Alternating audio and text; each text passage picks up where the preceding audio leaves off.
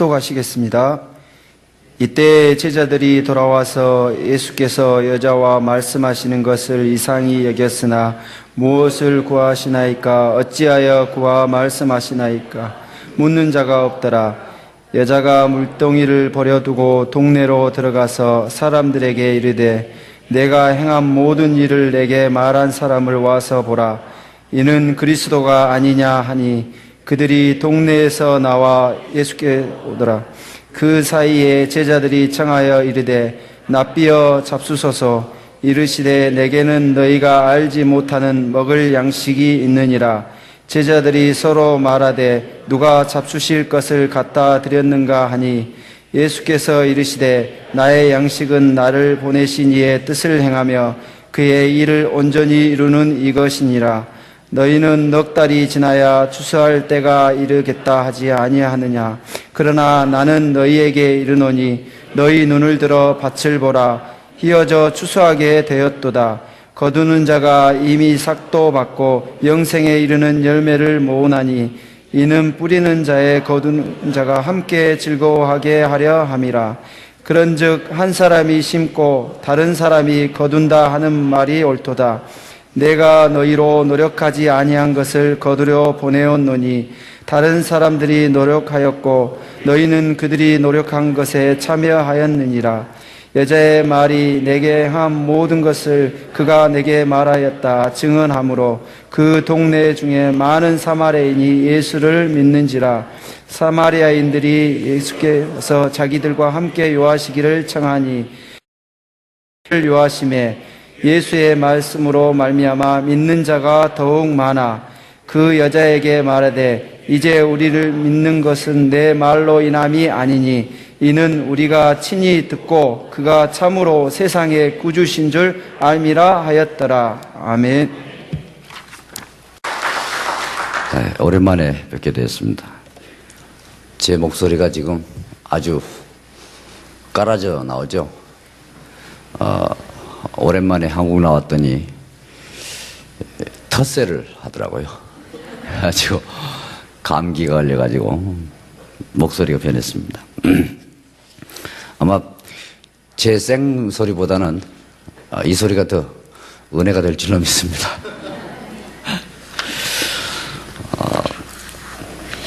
가끔 우리는 질문을 해봅니다. 하나님이 세상을 왜 만드셨을까? 여러분은 어떻게 생각하세요? 하나님이 세상을 왜 만들었다고 생각하세요? 다른 답은 다 아는데 그리스도가 우리를 구원하시고 모든 문제 해결자시고 다 아는데 하나님이 세상을 왜 만드셨을까? 그러면 한참 생각해야 돼요. 하나님 세상 만드신 이유는요, 다른 이유가 있는 게 아니에요. 하나님 기뻐하시려고 만들었어요. 하나님 영광을 받으시려고. 그런데 인간이 그 하나님께 영광을 돌리는 그 속에 행복이 있는데 그 행복을 사단에게 속아가지고 빼앗겨버렸어요. 그래서 인간이 불행하게 된 것이죠. 그래서 인간이 왜 행복이 없는가 하면 사단에게 속아서 하나님 주신 축복을 놓쳤기 때문에. 하나님 주신 축복이 뭐냐면 그걸 가르쳐서 하나님 나라라고 그래요.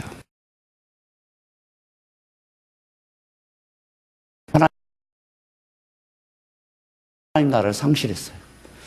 그 상실한 하나님 나라를 회복하시려고 하나님께서 그리스도를 약속하셨어요. 그리스도가 오셔서 그 나라를 회복하시면, 그러면 그때 하나님께 영광을 돌리게 되고 인간은 다시 행복을 찾게 된다. 그런 의미에서 그리스도를 약속하셨습니다. 가끔 우리는 그리스도가 왜 십자가 지셨을까? 쉽게 우리를 구원하시려고. 근데 사실은 그리스도께서 십자가 지신 이유는요, 하나님께 영광 돌리려고 그랬어요. 우리를 구원하시는 게 첫째가 아니에요. 하나님께 영광 돌리시려고. 근데 이제 우리가 전도 현장에서는 우리를 구원하시려고 이렇게 얘기해야 되죠. 그러나 우리가 깊이 신앙생활을 하다 보면 우리를 십자가 지신 이유는요, 하나님께 영광을 돌리려고. 어떻게 영광을 돌리냐? 인간을 구원해가지고 인간이 하나님과 교제하도록 만드는 것이 하나님의 영광을 받으시는 길이거든요. 그래서 그리스도께서 이 땅에 오셔서 십자가 지신 것입니다. 그리스도께서 왜 부활하셨냐? 그것도 마찬가지입니다. 하나님께 영광 돌리려고 부활하셨습니다. 그런데 그리스도께서 이 땅에 오셔서 하시는 사역은 전부 어디에다가 초점이 맞춰져 있냐면요, 십자가 지시고 부활하시고 막 이런 것들이 전부 방향이 어디에 맞춰져 있냐면 성령을 보내주실 것이다, 여기에 맞춰져 있어요. 그러니까 조금 더 소급해서 생각해 보면 예수님이 십자가 지신 건 왜 지셨냐? 성령 보내시려고 십자가 지신 거예요. 예수님이 왜 부활하셨냐? 성령 보내시려고 부활하셨어요. 예수님이 왜 승천하셨냐? 성령 보내시려고 승천하셨습니다. 그래서 요한복음 20장 31절에는 요한이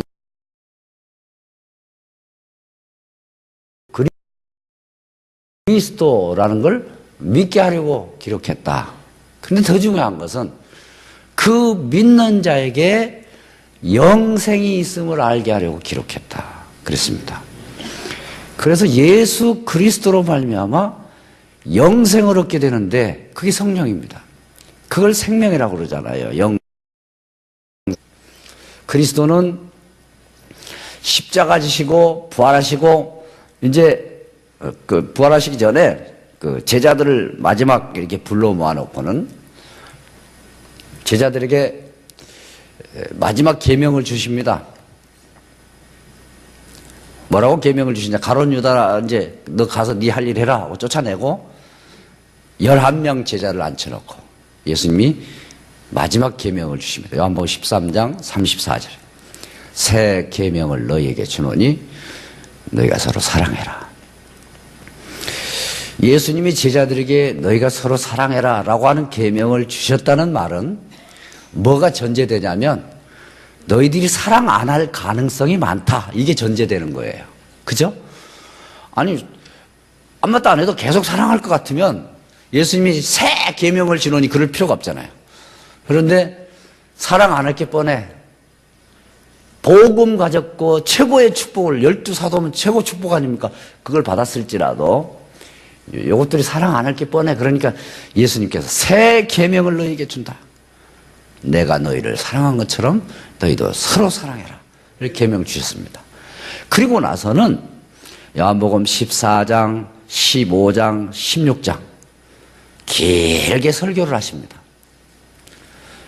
마태복음 4장, 5장, 6장에서 예수님이 길게 설교한 내용이 있고 또 그만큼 분량의 설교를 요한복음 14장, 15장, 16장에서 설교를 하셨습니다. 그 설교의 내용이 뭐냐면 딱 한 가지에 초점이 맞춰져 있어요.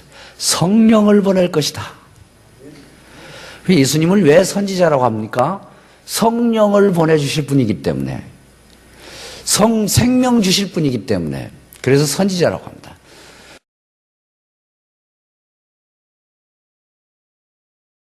길, 그런 뜻입니다. 그러니까 그리스도는 선지자예요. 그래서 승천하시면서 성령 기다려라. 언제 요한복음 14장, 15장, 16장에서 설명했던 그 성령, 그거 기다려라. 그러면 너희가 증인 될 것이다. 그 말은 이제 또 생명 살리는 사람이 될 것이다. 이런 말씀을 주신 것입니다. 그리고 승천하시면서 성령을 약속하셨어요. 사단에게 빼앗겨버린 하나님의 나라, 어떤 의미에서 인간의 행복을 회복하는 유일한 길은 성령 받는 길밖에 없습니다.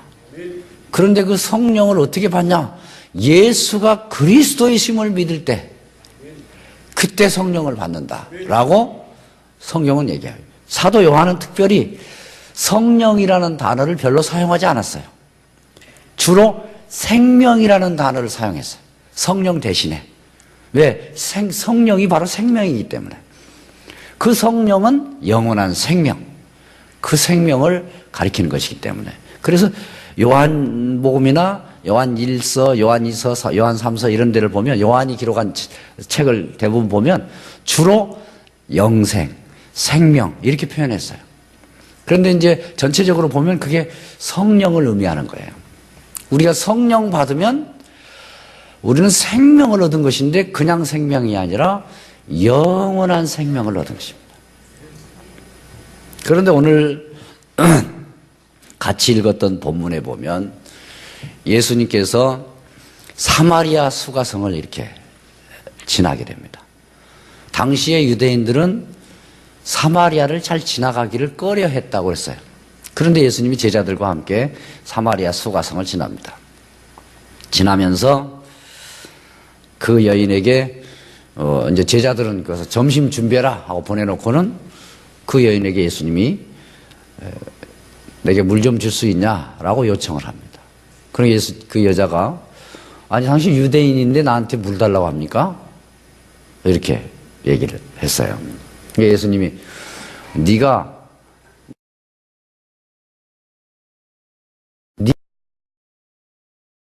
주는 물은 먹고 나면 또 돌아서면 또 목마른다. 먹어도 목마른 게 네가 주는 물이다. 그러나 내가 주는 물은 영원히 목마르지 않는 물이다. 그러니까 이제 이 여자가 깜짝 놀라가지고 그런 물 좀 주세요, 나도. 이렇게. 그런 물이 있으면 얼마나 좋겠습니까? 물 길러 안 와도 되니까. 목마르지 않는 물이 있다고. 그러니까 예수님이 갑자기 네 남편 데려와라 이래요. 여러분 성경 다 보셔서 아시죠? 남편을 데려와라 그래요. 그러니까 이 여자가 이제 부끄러워가지고 저는 남편이 없어요 라고 대답을 합니다. 그러니까 예수님이 맞다. 네가 남편이 없다는 말이 맞다. 왜 맞냐? 전에 네가 남편을 5씩이나 갈아치웠다. 전에 남편이 5이 있었는데 다 갈아치웠어요. 그런데 지금 있는 남편은 근데 그게 네 남편이 아니니라 이랬어요. 그러니까 안에 있는 남자하고 지금 같이 살고 있다는 얘기예요. 그 얘기를 하니까 이 여자가 깜짝 놀랐어요. 아니 내 과거를 속속들이 알아버린 이 사람은 도대체 누군가? 그래서 그 여자가 고백합니다. 당신은 내가 보니까 선지자인 것 같습니다. 그러면서 당신이 선지자가 맞다면 한 가지 질문을 하겠습니다. 우리 조상은 이 사마리아에서 예배를 해야 된다고 하고 그 유다 사람들은 저 예루살렘에서 예배를 해야 된다고 하는데 어떤 게 맞습니까? 당신이 선지자라면 그 답 좀 주세요 라고 질문을 합니다. 이때 예수님께서 답변을 하시죠. 이 산도 아니고 저 산도 아니다. 사마리아도 아니고 예루살렘도 아니다. 진짜 뭘로 예배하느냐? 영과 진리로 예배할 때가 온다. 그 영이라는 말은요, 이제 영어 성경에도 그렇게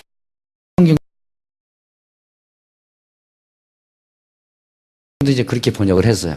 옛날 성경은 아주 경건주의자들이 번역을 했어요. 아주 경건하게 사는 사람들이 번역을 했으니까 하나님 앞에 예배할 때는 거룩하고 경건하게 드려야 된다. 이런 의미로 번역을 신령과 진정으로 예배할지니라 이렇게 번역을 했어요. 근데 이제 모든 학자들이 보니까 이게 잘못됐거든요. 그래서 이제 영과 진리로 이렇게 올바른 번역을 했는데 거기에 영과 이 말이 굉장히 중요한 말입니다. 예루살렘에서도 아니고 사마리아에서도 아니고 영이 있어야 예배할 수 있느니라. 그 영이 뭡니까? 예수가 그리스도라는 사실을 믿음으로 말미암아 얻는 영입니다. 그 생명 없으면 예배할 수 없어요. 그 생명 있으면 어디 가나 예배할 수 있어요. 저는 필리핀에 살지만 필리핀에서도 예배할 수 있어요. 왜? 영이 있으니까 내 안에. 영만 있으면 누구든지 예배할 수 있어요. 그 영은 하나님과 교제하게 하는 영입니다. 그래서 이제 축도할 때 마지막 성령의 교통하심이 이렇게 얘기하는데, 그 교통이라는 말은 달리 번역하면 그 예배라고 번역할 수도 있어요. 펠로십이라고 영어 성경에 돼 있지만 펠로십은 예배예요. 예배. 성령은요, 요한복음 4장 24절에 하나님은 영이시니 영으로 예배해야 된다. 그 영으로 예배하게 되는 축복을 받게 하도록 축도하는 거예요. 말하자면. 그러니까 성령의 교통, 이 말은 굉장히 중요한 말이에요. 예배하게 하는 그런 의미가 담겨져 있는 말이기 때문에. 그러니까 개인이 가서 현장에 가서 예배할지어다, 이런 뜻이요. 그런 의미가 펠로십 할지어다. 이 사마리아 수가성 여인은 우리가 봤을 때, 여러분 생각할 때 어때요? 저 여자는 그래도 나는 저 여자보다는 낫다, 그렇게 생각 안 합니까? 어때요? 내가 저 사마리아 수가성 여인보다는 내가 낫지, 그렇게 생각 안 합니까, 보통? 그런데 예수님은 우리의 생각하고 달라요. 예수님은 그 수가성 여인에게 접근을 했어요. 그러면 접근해가지고 대화를 하는 가운데 예수님은 이 여인에게 귀중한 것을 발견하게 됩니다. 이 여자가 뭘 궁금하게 생각했냐? 내 과거를 잘 알고 있으니까 내 과거의 문제를 어떻게 해결할 것인가? 선지자라면 그렇게 물어볼 수 있잖아요. 너 지금 있는 남편은 네 남편이 아니니라, 예수님이 그렇게 말씀하셨으니까. 그럼 내가 어떻게 하면 됩니까? 이렇게 물어볼 수 있잖아요.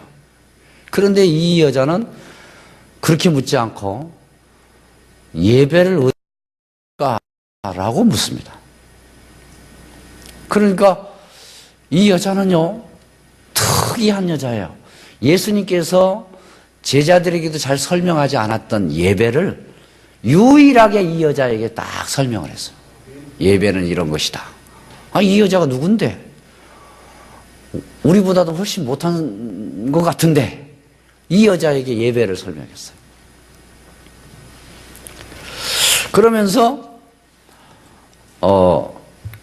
이 여자가요, 그 예수님과 대화 중에서 예배에 대한 대화가 끝나고 나서는 우리가 메시아 곧 그리스도를 기다리고 있는데 라고 얘기를 해요. 그런데 예수님은 제자들에게도 직접 내가 그리스도다 이렇게 말씀하신 적이 없어요. 그런데 이 여자에게만 유달리, 이 사마리아 수가성 여인에게 내가 바로 그리스도다 이렇게 대답을 해요. 그러니까 성경에서 예수님이 직접 내가 그리스도라고 소개해주는 그런 축복을 받은 사람이 이 여자예요. 그러니까 축복받을 조건이 어떤 의미에서 우리에게 있는 게 아니에요. 그렇죠? 이 여자,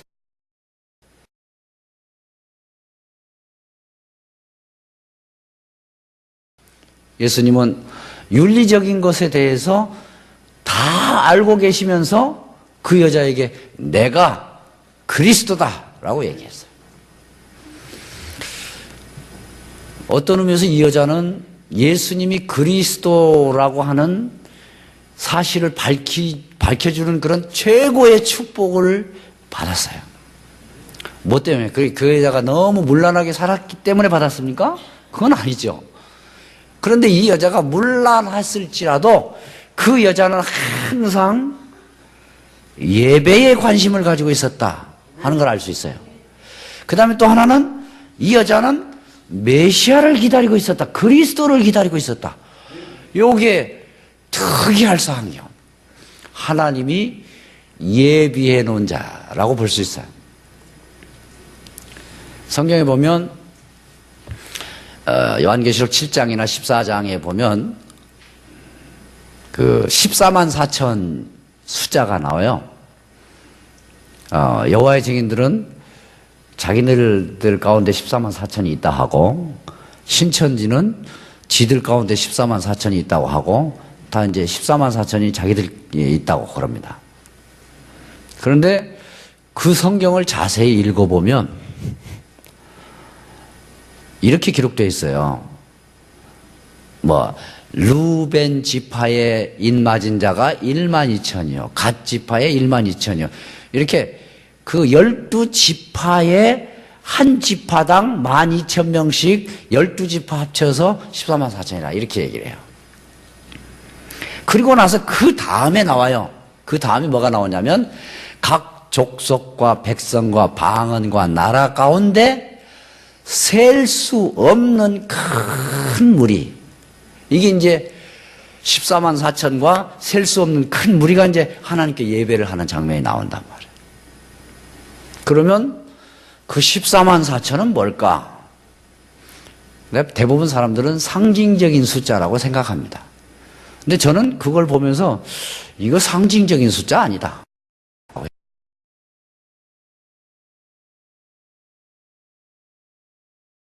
했지 않냐. 그러면 그 숫자가 상징적인 숫자일 수는 있을지 몰라도 그 지파가 신천지가 말하는 그 12지파를 요즘 자기들 나름대로 이렇게 지파를 만들었더라고요.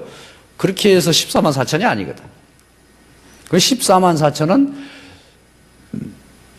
구약의 인맞은 자의 수가 14만 4천이요. 그 증거가 이제 요한계시록 21장에 보면 하늘에서 새 예루살렘이 내려옵니다. 그 12문이 있어요. 근데 그 12문에 이름이 쓰여져 있는데 12지파의 이름이 쓰여 있어요. 12지파를 통해서 구원받은 사람이 14만 4천이에요. 그리고는 12기초석이 있어요. 그 기초석에는 12사도의 이름이 기록되어 있어요. 그래서 12사도를 통해서 이제 세워진 구원받은 사람이 셀 수 없는 큰 무리, 이렇게 이해할 수 있죠. 그래서 각 족속과 백성과 나라와 방언 중에, 이 말은 이방인 중에 구원받은 자가 셀 수 없는 큰 무리, 이런 뜻이죠. 그렇게 봤을 때 구약에 구원받은 사람이 그렇게 많지 않은 것 같아요.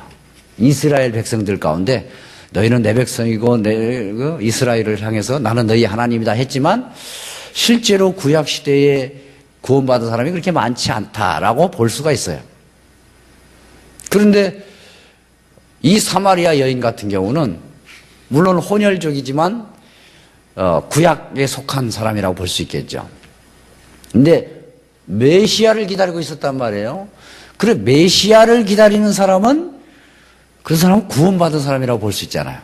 구원받은 사람이 많지 않은데 그 가운데 특별히 사마리아 여인이 구원받은 사람에 속해 있는, 그건 축복의 사람이었습니다.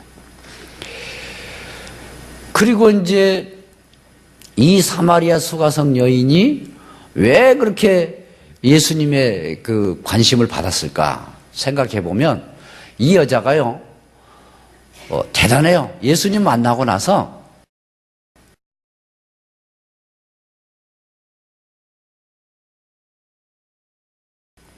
그리고는 나의 모든 과거를 다 말한 사람이 있다. 너희들도 모르고 있는 내 과거 다 아는 사람이 있다. 그분이 그리스도가 아니냐? 와봐라. 이렇게 했어요. 그러니까 사람들이요, 사마리아에서 많은 사람들이 그 여자 따라서 쫄쫄쫄 따라와요. 그래서 예수님께 와요. 그러니까 예수님이 이제 굉장히 기분 좋았겠죠. 왜냐하면 아니 지금 이 여자는 말하자면 우리 다락방 용어로 말한다면 조장 역할을 확실하게 한 거예요. 조장. 예? 메신저는 예수님이고 이 여자가 조장돼가지고 막 사람들 막 긁어 모아 온 거예요.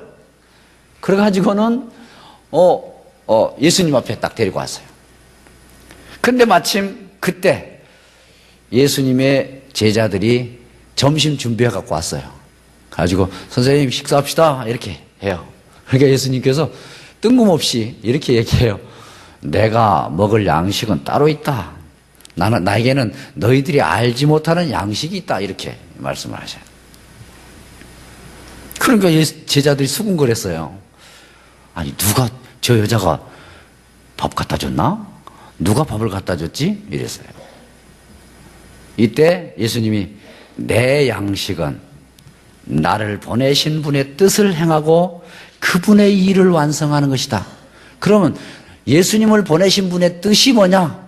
지금 생명 살리는 일이요, 생명 주는 일이요, 그 일을 이루는 것이 예수님의 양식이다. 그런데 그 양식에 가장 귀하게 쓰임받은 사람이 지금 현재 제자들이 아니었어요. 사마리아 수가성의 여인이었어요.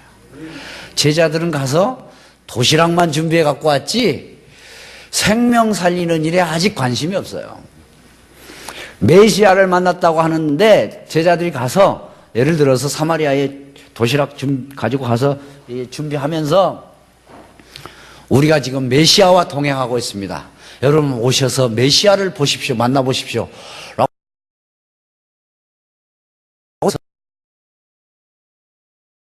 그랬는지는 몰라도 아무도 그런 얘기 한 사람이 없었어요. 그런데 이 수가성 여인은 곧바로 들어가서 사람들에게 내가 메시아를 만났다라고 얘기를 했어요. 이 여자가 왜 이런 축복을 받았냐? 이 여자는 물론 예수님은 모든 걸 다 아시니까 이 여자가 사명자라는 걸 아셨겠죠. 그러니까 일부러 사마리아 성으로 들어갔겠죠. 근데 이제 우리는 이런 사마리아 수가성 여인 같은 여인을 만나려면 우리는 그냥 막 가가지고는 안 되죠. 다 집중 기도하고 인도받아서 가도 만날까 말까 하죠. 그러나 중요한 것은 이 여자는 자기의 문제가 하나도 해결되지 않았는데 조장의 역할을 훌륭하게 딱 했어요. 그래서 이제 많은 사람이 예수님이 와가지고 오니까 이제 메시아인 것이 조금씩 확인되니까 사마리아에서 좀 며칠 좀 여기서 사시면 안 됩니까? 그래서 예수님이 그 사마리아 성에서 이틀 동안 이틀 밤 주무시고 그 사람들에게 이제 복음을 전했겠죠. 그런데 복음 전하는 내용은 뭐냐면 항상 예수님이 맨 처음에 복음 전할 때도 세례 요한이 복음 전할 때도 회개하라. 천국이 가까웠느니라. 세례 요한 또 예수님도 회개하라. 천국이 가까웠느니라. 이렇게 증거하셨어요. 예수님이 12 제자를 훈련시켰어요. 훈련시켜가지고 마태복음 10장에 보면 현장으로 보냅니다. 현장으로 보낼 때 가서 뭘 전하라고 합니까? 뭘 전하라고 그랬어요? 예수님이 제자 훈련시켜가지고 현장 보내가지고 뭘 전하라고 했습니까? 이스라엘의 잃어버린 양에게로 가서 뭘 하라고요? 하나님 나라가 가까워야 왔다고 전하라. 예수님에 대해서 얘기하라고 안 했어요. 하나님 나라가 가까웠다고 얘기해라. 그럼 하나님 나라가 뭐냐? 우리에게 생명이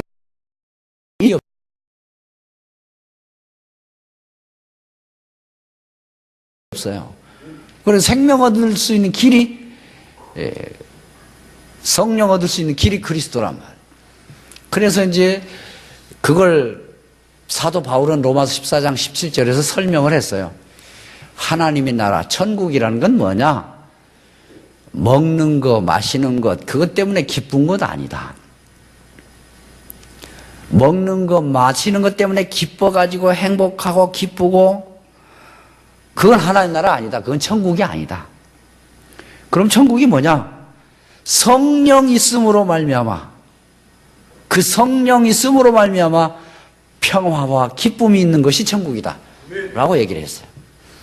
그러면 우리는 이제 육신적인 거 가지고 일부러 안 기뻐할 필요는 없잖아요. 육신적이라 예를 들어서 뭐 질병이 치료됐다, 무슨 자녀들이 고시 합격했다, 뭐 이런 육신적인 거잖아요. 일부러 그 육신적인 축복이 왔는데 그거 그냥 그런 것은 천국 아니니까 기뻐하지 말자. 그럴 필요는 없죠. 이번에 이제 우리 그 세계력교회 성도님들이 저를 위해서 이제 목사님과 더불어서 이렇게 기도하시면서 제게 차를 한 대 사주셨어요. 근데 그 차가 제 생애 가운데 새 차 산 것이 그게 처음이에요. 새 차를 사니까 얼마나 기분 좋든지. 네, 육신적인 것이니까 이건 별거 중요한 거 아니야. 이럴 수는 없잖아요. 그거 가지고도 한참을 행복했어요. 지금도 행복해요. 그 차만 타면. 여러분이 저를 위해서 이렇게 헌금해 주시고 그래서 그렇습니다. 그런데 예수님이 이제 이 얘기를 하면서 제자들에게 이제 제자 훈련 시키는 거예요. 이제는 사마리아 수가성이 많은 사람들을 불러 모아놓고 이랬지만 제자들에게 훈련시킨 겁니다. 너희들이 생각할 때는 아직 넉 달이 있어야 추수할 때가 온다고.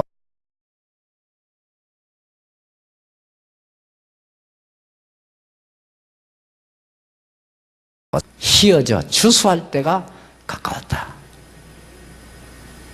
그럼 지금 이 희어져 추수할 때가 가까웠다 이 말은 누구를 모델로 보여주면서 지금 얘기합니까? 사마리아 수가성에서 몰려든 사람들을 보면서 너희들 넉 달이 있어야 추수할 때가 된다고 그랬지? 봐라 이렇게 많이 왔지 않냐? 추수할 때가 됐지 않냐? 이렇게 말씀하셨어요.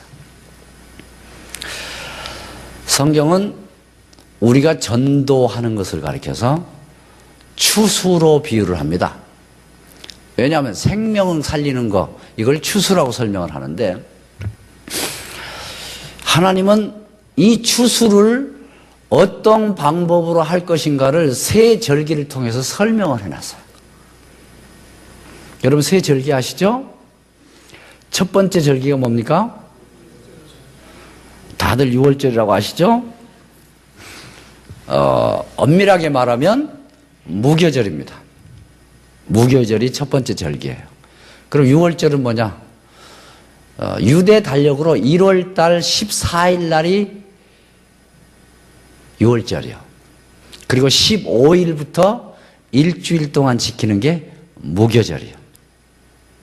그래서 그걸 다 합쳐서 무교절이라고도 하고 때로는 6월절이라고도 해요. 근데 6월절 그러면 그 하루만을 얘기하는 거고 무교절은 6월절을 포함해서 전체를 얘기해요. 그래서 정확한 답은 무교절이 맞아요. 그런데 무교절에 가장 중요한 행사가 있어요. 그게 뭐냐면 6월절 양을 잡아서 드리고 첫 번째 안식일을 지난 다음 날, 첫 번째 안식일 다음 날은 무슨 날이죠? 오늘날로 말하면 네? 주일이죠. 주일날 첫 열매를 제사장에게 드려서 제사장은 그 첫 열매를 흔들어서 하나님 앞에 드려라 이렇게 얘기합니다. 첫 열매. 그런데 첫 열매가 무엇을 의미하는 것이냐? 지금 하나님은 절기를 통해서 지금 하나님 나라를 어떻게 회복하고 인간의 행복을 어떻게 회복하고 하나님께서 어떻게 영광을 받으실까 쭉 설명하는 거예요. 양을 이제 곡식을 첫 열매를 흔들어서 하나님 앞에 드렸는데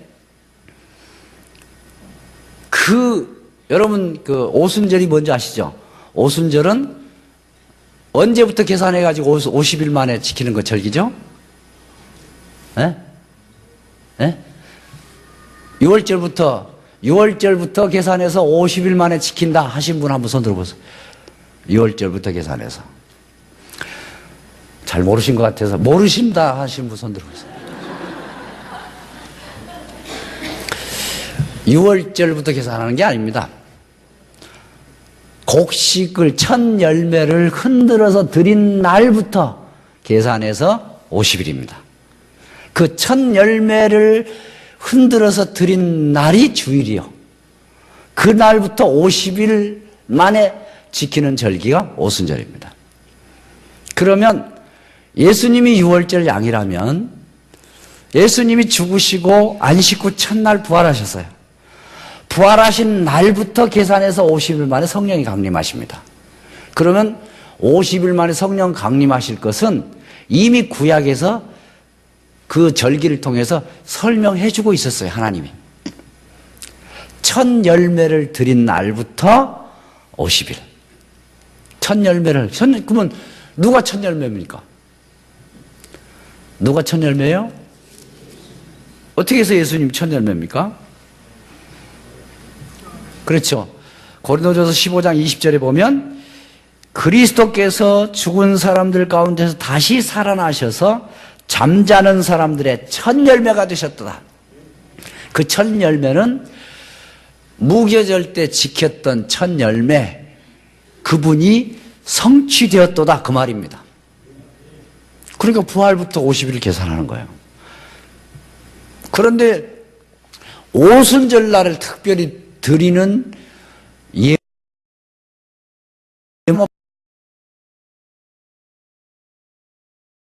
드립니다. 그러니까 이 세 절기는 다 추수와 관련이 있어요. 첫 열매, 첫 곡식. 그런데 오순절 때 첫 곡식을 드리는데 그 첫 곡식이 누구냐? 오순절날 추수했잖아요. 그래가지고 첫 곡식이 얼마나 거둬들여졌죠? 오순절 첫 곡식이 얼마나 거둬들였습니까? 사도행전 2장 보시면 알잖아요. 2장 41절. 얼마나 거둬들였습니까? 3천. 그러니까 그것도 이미 절기를 통해서 설명해놨어요. 그리고는 이제 그 3천 곡식을 드리고 계속 추수를 합니다. 언제까지? 재림하실 때까지. 추수가 끝날 때까지. 그런데 세상 추수는 정기적으로 씨 뿌리고 걷어들이고 씨 뿌리고 걷어들이지만 영적 추수는 주님 재림하실 때까지 계속 되는 겁니다. 그래가지고 그 곡식을 다 저장하면 주님이 재림하신다 그랬어요. 마태복음 24장 14절에. 그런데 예수님께서 오늘 사마리아 수가성 여인 앞에서 또 그 사마리아 사람들 앞에서 예수님 제자들에게 하신 말씀이요. 추수 때가 이미 가까웠다. 또 마태복음 9장에서는 제자들과 현장을 싹 한번 훑어본 다음에 추수할 것은 많되 일꾼이 적도다라고 말씀을 하셨어요. 그래서 이제 일꾼을 기르는 것이 우리가 지금 이제 제자를 키우는 것이 지금 현장에서 사역의 가장 큰 핵심이 되겠습니다. 이 사마리아 수가성 여인과 같은 그 조장요원, 그 조장요원은 특징이 말이죠. 복음을 받고 곧바로 막 사람을 데리고 와요. 다음 주에 만나자 그러면 그 다음 주에만 몽땅 데리고 와요. 또 그 다음 주에 또 데리고 와요. 막 계속 데리고 와요. 그게 이제 조장의 특징입니다. 아직 너 복음 전할 줄 아냐? 아직 모른대. 그리고 이제 적어갖고 다니면서 지금 훈련 중이래. 아직 복음 전할지 몰라요. 그런데 이제, 예를 들어서 한 달만 지나면 이제 복음 전할 수 있어요.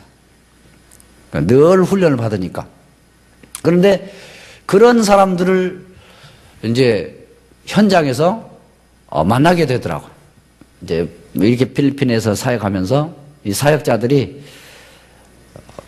우리의 기준은 자꾸 윤리적인 기준에다가 맞추려고 하는 그런 아주 아름다운 풍속이 있어요.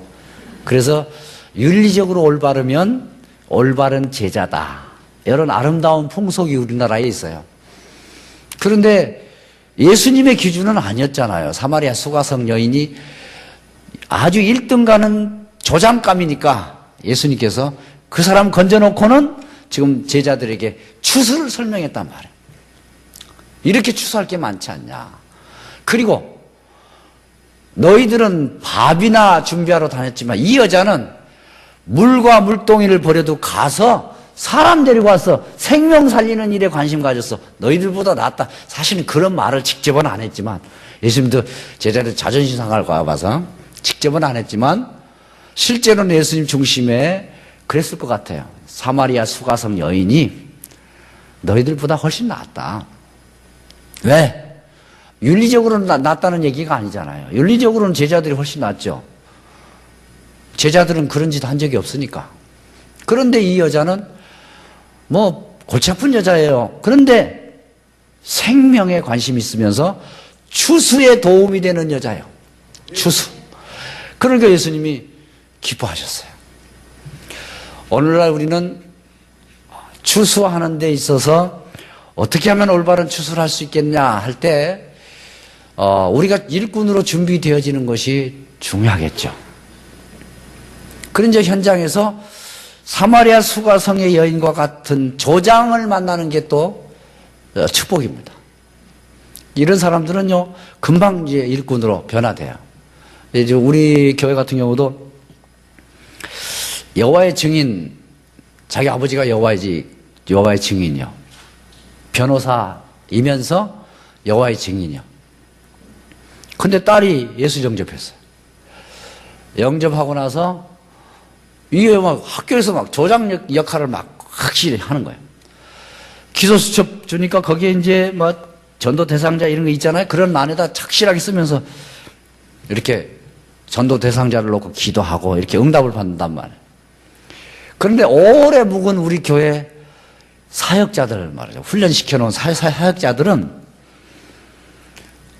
그런 거 잘 않거든요. 그런데 이제 요 조장 멤버를 보고 충격을 받은 거예요. 아니, 쟤들이 기도수첩 보고 쟤들이 제가 나보다 훨씬 나아요. 아니, 다행이다. 그것까지도 모르면 골치 아플 건데 그거라도 알았으니까. 여하튼 그리고 이제 여호와의 증인들은 생명의 수단으로 살아남으려고 열심히 전도하러 다니잖아요. 그게 체질이 됐어요, 이 사람들은. 돌아다니는 게. 그러니까 이 복음을 딱 주니까요, 사람 불러서 모으는 것은 식은죽 먹기요, 얘들은. 그러니까 혹시 여호와의 증인 하나 만나서 한번 영접시켜보세요. 그래서 복음의 사람 되면 아마 전도 잘 갑니다. 왜냐하면 체질이 돼 있어가지고. 살기 위해서 체질이 돼가지고. 오늘 뭐 우리 아이도 보니까 여호와의 증인인데 아주 열매가 많아요. 지난번에 목사님 저희 교회 오셔서 주일 예배 참석을 하셨었는데, 이제 우리 교회 멤버들은 이제 유치원을 하다 보니까 이제 한 유치원생이 한 30명 되는데, 그 자모들이 이제 이렇게 연결돼 가지고, 근데 이제 유치원에 다니는 그 자모들의 신앙은 안식교도 있고 무슨 천주교는 뭐 물어볼 것도 없고 이글레시아니 그리스도라는 그런 종교도 있고 여호와 증인도 있고 뭐 여러 신앙을 갖고 있어요. 그러니까 그게 쉽게 이렇게 변화되지는 않죠. 그러나 이제 늘 이렇게 복음을 전하면서 아이들이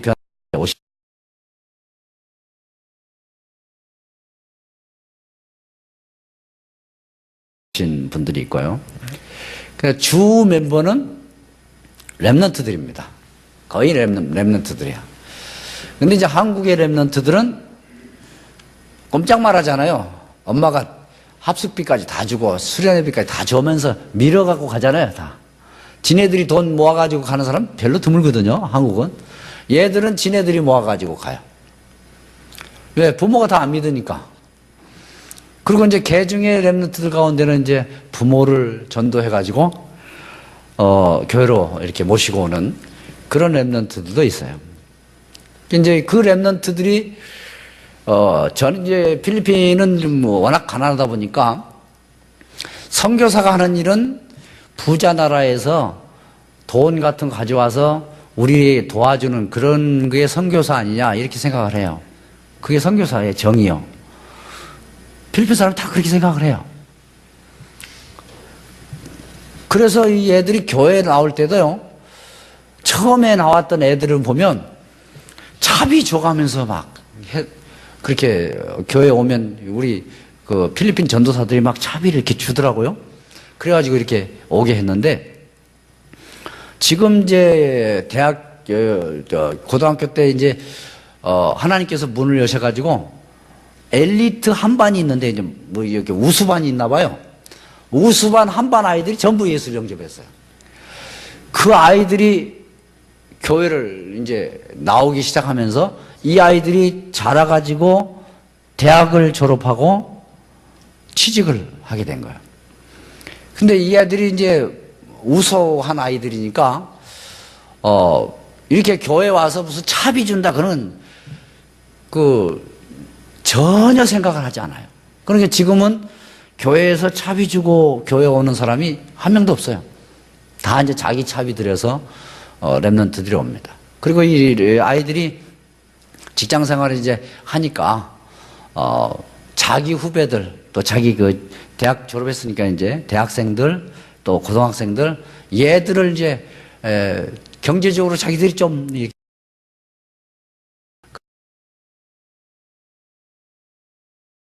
그러면서 이제, 우리 교회에 말하자면 월급을 주고 사역자라고 이제 유치원 선생들 이런 사람들 있잖아요.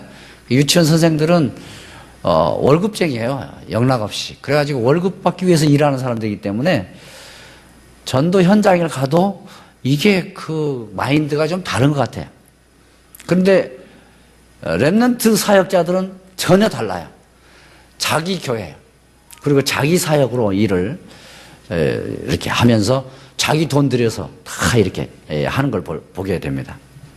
그래서 이제 저희들이 이제 가장 중요하게 여기는 것은 일꾼을 길러내는 것인데, 일꾼이 현장에서 사역하면서 성공적인 사역을 하려면 쟤들이 뭐 복음 알고 행복해야 되지 않겠어요? 그래서 이제 애들이 늘 거기에 초점 맞추고 예배를 하니까 예배 분위기가 아주 좋습니다.